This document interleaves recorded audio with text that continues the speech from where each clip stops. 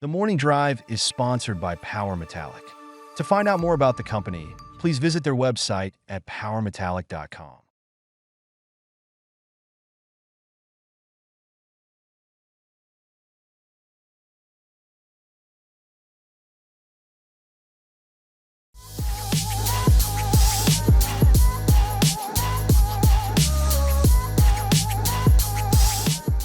Follow the Money Investor Group is a 100% Indigenous-owned company and certified with the Canadian Council for Aboriginal Business.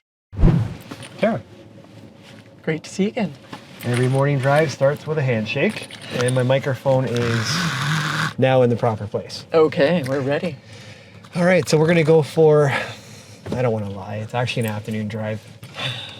It's supposed to be called the morning drive, but this one's an afternoon drive. Well, this morning was pretty busy, so I had people at my booth at 8 a.m. here. Yeah, well, yeah. It was busy. Yeah. I thought it started at 10, but I guess they opened up the exchange. Well, we were right on the pathway into the talks. Right, you had a nice spot. Yeah, when you're on the pathway, you get people right early. Yeah. You know, and I've told you this before, I speak with a lot of executives, and everybody has a lot of respect for you. And that must be why you have such a nice spot down there. And then Rick Might be Jasmine too. Jasmine doing her job. But you know, yesterday I listened in on a Rick Rule, we'll call it the no excuses speech. Yep. In his words, you know, there's no excuses to not make $1 million in the next 5 years in this space. And then you got to go on there with a hot, excited audience. Absolutely, talking about gold. Yep. And you know, he talked about big mines, and that's what the majors want. That's what's going to move forward rather than smaller mines. And 7 million ounces, we're big. It's going to be a big mine. That's right. And you know, you're always so fluent when you're up there. Like, unfortunately, not everybody has that. You know, they pause a lot, and it's something that comes natural to you. It's because I'm pretty passionate about it, and when you really believe in your story and what you're doing, and you've got a really clear strategy, it's easy to talk about it. Yeah. Well, also you also kind of let the cat out of the bag of how much money you have in. So not only are you passionate, but you've got your money where your mouth is with $2 million. Yep. So that's a big reason to be passionate about something. Well, but you know, Rick talked about that, lifestyle companies, you know, companies that, you know, most of their money gets spent on G&A. You know, you look at our project, our company and our project, most of our money gets spent on our project. We are very frugal in how we spend our money. Yep, I agree. So we're gonna sort of cover the negative stuff. Sure. Take me back to when you found out what was going on with Victoria. Well, that was June 24th, 3 days after we closed our financing, $14.3 million. And certainly there was lots of uncertainty. We saw our share price take a hit. And then August 14th, when the government forced them into receivership, of course, that was another hit. And, you know, we've kind of gone up a little bit and then come off again. Like, we went back up to almost 22 cents for a while. Yeah, I saw but that. You know, there's still the overhang overall in the Yukon, and I think all the Yukon stocks still see a little bit of an impact from it. It's starting to resolve, though. You know, people are like, the Yukon's giving very clear messaging. Actually, I was just at a lunch with the Premier and the Yukon Mining Alliance. I heard. Talking about the Yukon and what they're going to be doing to promote the mining industry. So we still have a little bit of a disproportionate overhang also because of the stock that's held by the receiver. They've been very clear that they intend to sell that in an orderly fashion and will go to a broker. They've got a lot of process to do. We're in regular communications, and I have lots of people and really strong hands who've expressed an interest. Thankfully, I'll provide those names to the broker, and they get to decide on that allocation. I don't think you're not going to see that dumped in the market. It's simply not in their interest, and it's not in ours. So, I mean, I'm not allowed to give advice, but from your perspective, is it safe to say what you're saying is you have an obvious opportunity in the market? It's an obvious opportunity. People think that $5 an ounce is still not a good entry point. That's their investment decision. I think we're in a really good spot, given that we have lots of results to come out. We've got a resource update. We've got money to drill. This is going to resolve in a fairly short order, and I'd love it to be sooner rather than later, and I push for that to be as soon as possible. Because then we can just get on with our normal business, and we should re-rate. Look at, Sitka and Snowline are $100 per ounce, and they have very similar deposits. Yes, Snowline's world-class, higher grade. We've got infrastructure. We're showing we've got this higher grade core.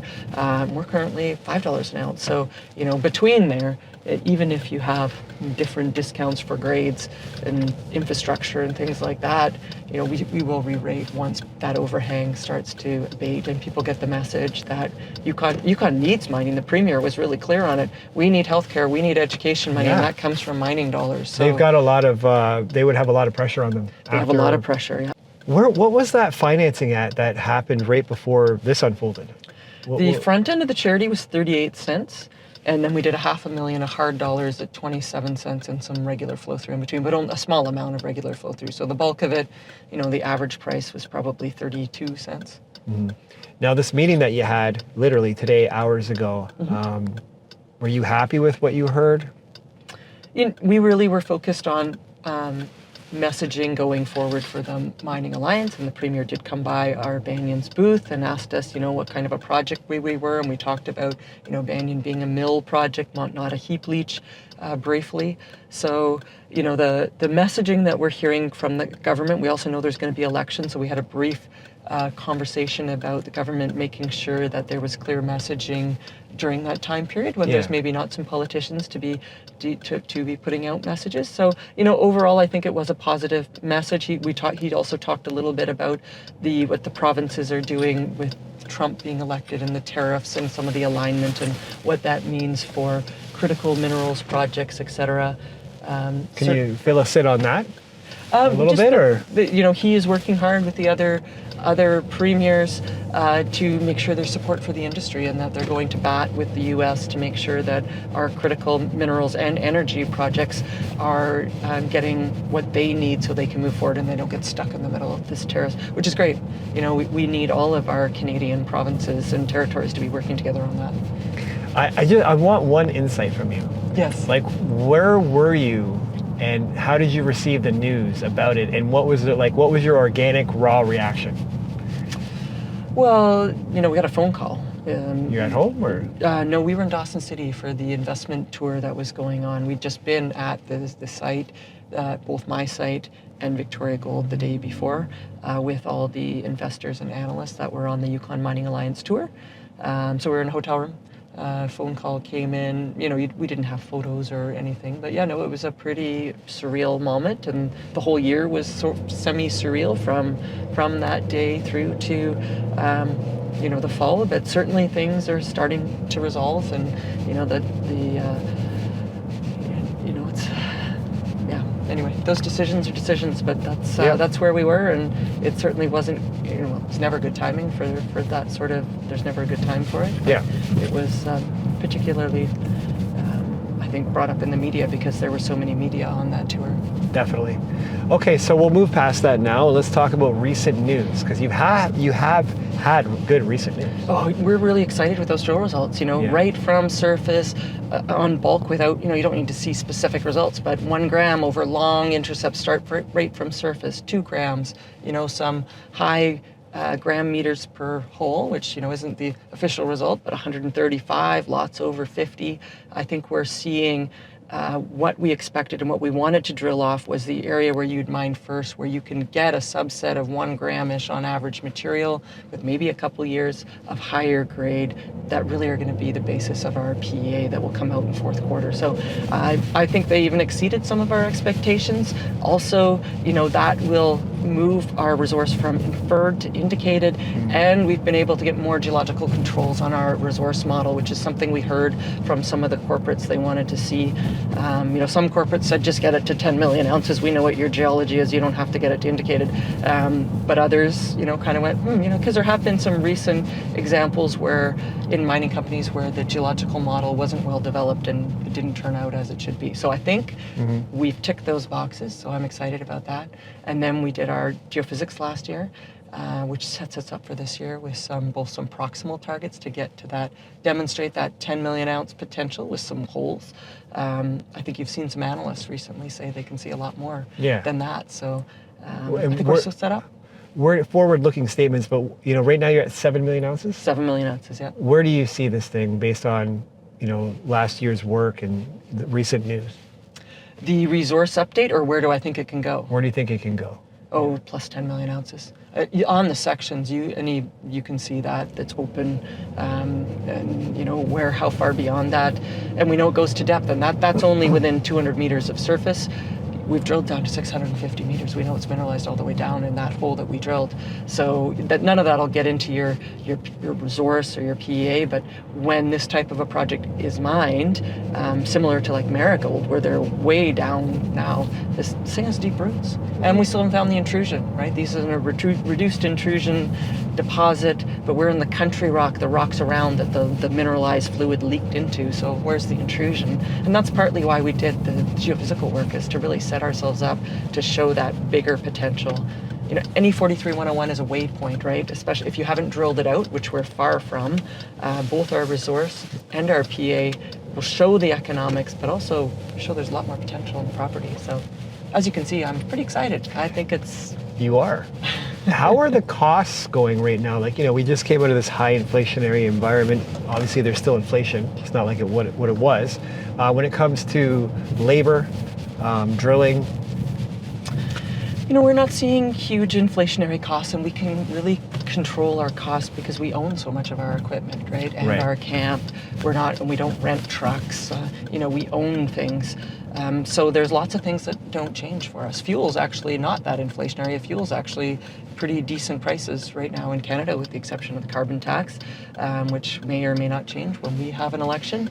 I'm not worried about our drill costs. We're like $300 a meter Canadian. Yeah, it's good. It's a pretty good cost, and we're very good at controlling it. That's partly because we have road access. Yeah. We're not using helicopters.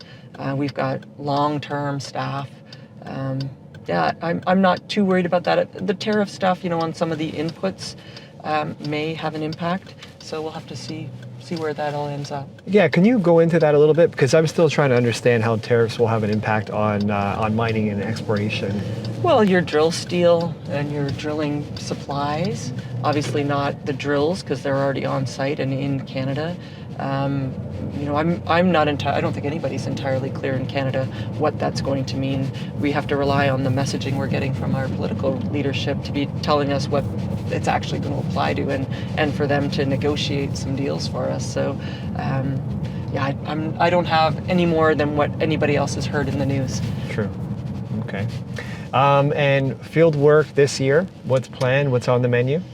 We haven't got the detailed plans yet. We know we can drill up to, or funded to drill up to 10,000 meters, plus do our PEA resource update and have a strong treasury still at the end of the year, so that we have money into 2026. We're working on that. We're getting some experts to take a look at what we've drilled, the geophysics, give us some additional ideas. We'll talk to some corporates and others. What do you want to see? Because you learn a lot when you listen. Right. Yeah, well, that's well said, actually. Okay, I think that's a pretty jam-packed update. Great. Yeah. Will you be where are you, what are the next 6 to 8 weeks look like for Tara? Well, I got to survive this conference, the VRIC conference, and then the Roundup conference where we have a core shack on the Wednesday, Thursday. And then we've got a whole bunch of technical work that we're going to do, some team meetings around our geology, get some experts, and then I'm off to BMO. And then in Florida, which is a great conference to be at. Really honored to be invited again. Because you have to be invited to that. Right? You have to be invited, and then the PDAC, and then we'll see what happens beyond that. Then out in the field, May and June. We haven't quite decided exactly when we're going to start. We'll see how the year is. Yeah. But should be a pretty fun season here, and thankfully, we're funded for that, so we're not under a lot of pressure. And the nice thing about that is, when you're worrying about financing, you're not thinking about all your other technical work, and we have quite a few things. That's right, you can focus. We can focus. And how much do you have in the treasury? Over 10 million, I think? Over 10 million, yeah. Okay. Do you usually go to Europe after PDAC, Switzerland or? Yeah, sometimes might go to the SMI this year, but we just want to see what the market's like. It's so weird that there's this disconnect between juniors, you know, a company like Banyan trading at $5 per ounce with a really significant resource. So we'll play it by year, whether we go to Europe or not. Kind of be flexible and nimble. When you put the gas on and spend your marketing dollars, you go. We're very careful about it. We make sure we're looking for ROI. Okay. Well, thanks for coming on and doing this update. Thank you. And I wish you nothing but the best. Thanks. And I'll be looking out for Banyan news. And yeah. Thanks. All Take right. care, Carl. Take care. Bye.